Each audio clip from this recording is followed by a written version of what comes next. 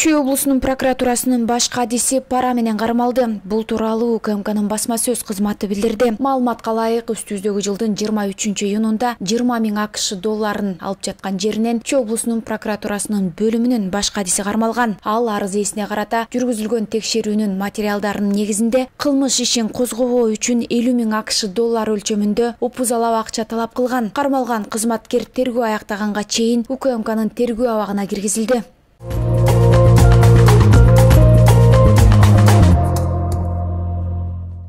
Орусиянын Самара облусунда болгон жол кырсыгында 6 адам каза болуп, 7 киши жаракат алды. Кыргызстандын Тышкы иштер министрлигинен кабарлашкандай, кырсык 27-июнга караган түнү 12:05 чамасында катталган. 2 унаа кагышып 6 адам көз жумган. Анын 2 Кыргызстандын жараны, 4 Өзбекстандын жараны. Жараат алган 7 адам ооруканага жаткырылган. Кырсыктын себептери жана жагдайлары укук коргоо органдарынын кызматкерлери тарабынан аныкталууда. Окуяны Кыргызстандын Орусиядагы элчилиги жана Тышкы иштер министрлиги өз көзөмөлүнө алды.